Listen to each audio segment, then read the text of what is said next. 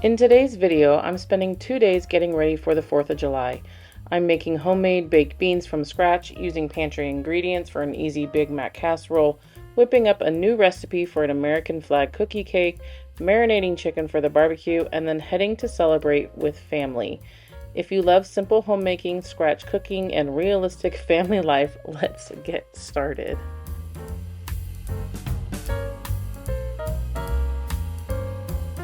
So it is the day before the 4th of July, and I'm getting a little head start on all of the food that I will be making and bringing to our family barbecue. The first thing that I'm going to start doing outside of taking everything out of the freezer and or fridge to thaw is I'm going to be soaking some pinto beans because I'm making a homemade baked beans for the family barbecue, like I mentioned. It's just a easy big batch of something to be able to share with a lot of people. And this is definitely one of my favorite things to make for a barbecue. I do already have some pre-canned barbecue beans obviously on my shelf, but with a large family like ours, having a from scratch big batch like this is definitely more economical and probably tasty in the long run for us. So obviously something like this does take a little planning, which is why I am a big advocate for meal planning so that I could get something like this prepped and ready and already going for me. So if you've never used dried beans before, you're going to want to cover them with several inches of water and let them soak, usually overnight, so at least 12 hours. I believe that I let these soak for quite a while, more than 24 hours, I believe, before I actually use them the next day. So while those are soaking, I am getting lunch ready, and I saw someone make a Big Mac casserole, and I thought it looked delicious.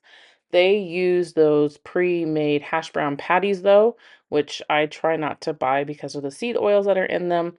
And I did have these organic hash browns from Azure Standard that I needed to use up in the freezer, so I thought that would be a great way to use them.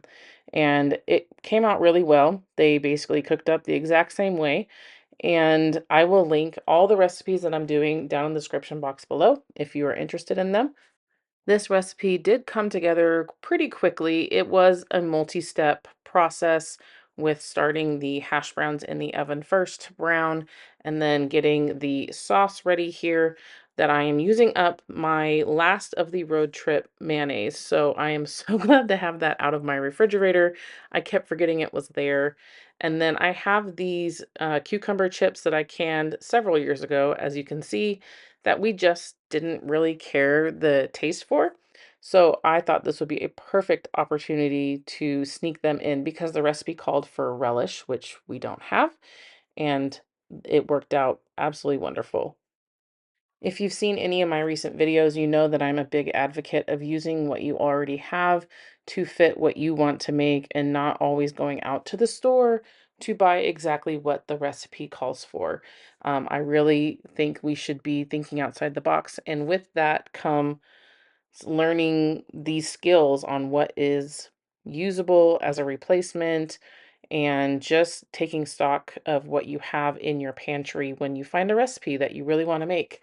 And so for something like this, I didn't have the relish using the cucumber chips so they don't go to waste. And again, I'm just super thrilled that I'm able to do that because several years ago I would not have. So it is definitely a learned skill. Now, this meat, please tell me why the cheap stuff looks so bad. That first tube that I put in was from Winco, and then this other one is the more expensive brand. I know that they can put food dyes and such into meats to make them look better, but one looked like paste and one looked like meat. I'm assuming it's just the grinding process, but if you know, please let me know in the comments below why these were so starkly different. It just is very odd to me. And several months ago, if you saw my Azure haul, I bought this cheese and I'm finally busting into it. And unfortunately, it wasn't sealed all the way. So that front end piece that I cut off had some mold on it. So I'm just going to go ahead and cut this big block up and freeze some of those blocks so that it doesn't continue to happen. And my daughter is shredding a whole bunch for me, and we use majority of it on this day. But just know that your cheese can go into the freezer if you do decide to buy in bulk. So in the original recipe, she flips over the hash brown patties. So I'm just scraping it around, moving it around to make sure that all gets nice and crispy while it's in the oven again. And again, it came out great. You could probably just use or not even pre-shredded. You could shred your own potatoes if you wanted to take that extra step, which I would highly suggest you do. The seed oils in those hash brown patties are just not something we need to be digesting, but if it's what you have, please use it so you don't let it go to waste. We're all doing the best that we can with what we have available to us. So all in all, I would say this recipe took me about 45 minutes to an hour to make, and I would highly recommend you give it a try. As you can see over on the side, I did leave some of the meat concoction out because I am trying not to have the carbs from the hash browns, and it still came out absolutely delicious. So, if you're someone like me who has a family that is not on the same dietary restrictions, this is definitely still something that you can make. Just keep a little bit on the side for yourself. And as you can see, it came out nice and layered and beautiful and crispy and delicious. My kids absolutely loved it, which is great because they are super picky. But when you tell them it's a burger casserole, because my kids don't know what a Big Mac is, when you tell them it's a burger casserole, they get a little excited. And I just added some pickles and lettuce on top, and you can even add some of the extra sauce. Later that day, my daughter is starting the sugar cookie dough for our American flag cookie cake that we wanted to make. And as you know, with sugar cookie, you need to let it refrigerate for a little bit. So we made it the night before. And on the next day, after my workout in the morning, I decided to go ahead and start the barbecue baked beans because it does take quite a while to make this recipe. It takes about 4 to 6 hours after you have gotten them rinsed and drained and everything. You're going to put them back into a pot, and you can see I'm taking out the little floaters, and you're going to boil it for at least 45 minutes to an hour. Then you're going to carefully, I'm struggling with this big old pot, strain them again and leave them off to the side. And if you're going to do bacon, if that is your choice, you can also do sausage. Again, whatever you have on hand, and you're going to saute that up along with your veggies. I'm using the onion and the carrot, and I did double this batch, but I did not double the bacon just for cost effectiveness. And I did switch out some other things in this recipe, like I always do. It's, the recipe is more of a guide and just an idea and placeholder to me, just because, again, I like to use what is in my pantry and available to me. I did reserve 2 cups of the liquid before I drained the beans, and I'm adding that back in. That's why you're seeing the beans pop back in with it.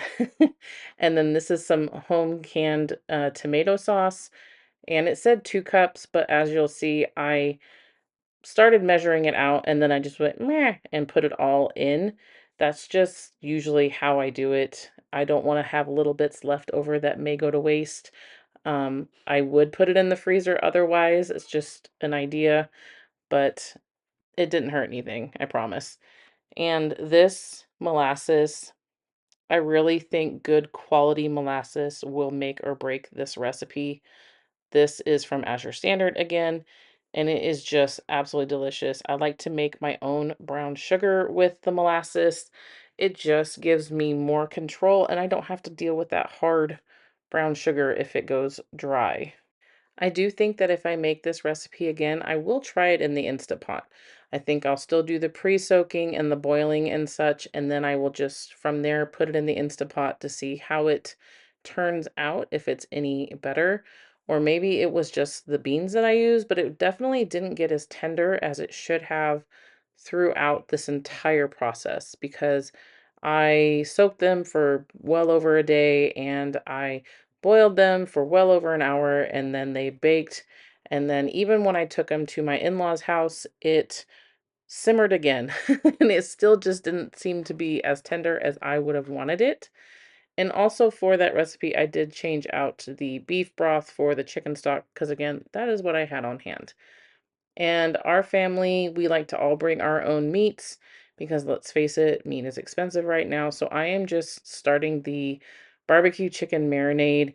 And to make it easier and go faster on the grill, I am slicing these chicken breasts in half. And you probably see my gimpy husband walking around. He has probably about 4 to 5 more weeks, I think, of crutches. So it's been fun around here, I can tell you. So I don't know about you, but doing the marinade this way, I was so scared that this bag was going to pop open, and I wasn't being mean with it or anything, but I don't know. I don't like doing it that way. So we are pre-making the frosting here, and I am making homemade whipped cream in the Bosch mixer. If you want to try a Bosch, I do have a discount code, and I will link it in the video description below. I also have a code for the Nutrimill. And as you can see, like any rite of passage, the children are eating the beaters, licking the beaters, I should say, with all the goodness that we are making. And we're doing it like this so that when we're traveling the long distance, it's about an hour and a half to my in-laws, the cake doesn't get messed up in the car. So I will show you in shortly just how my daughter and her cousin decorated it. So these beans did come out really tasty and delicious, but they were just a little bit runny. And so if you were looking for a semi-nutritious 4th of July or any other time of the year treat, I highly recommend this recipe with fresh fruit. My family and myself, I am gonna admit fully that I completely caved and it was absolutely delicious. I hope today's video encourages you to slow down, enjoy the preparation, and make the most of the time with your family. Thank you so much for watching, and I'll see you in the next video. Bye, friends.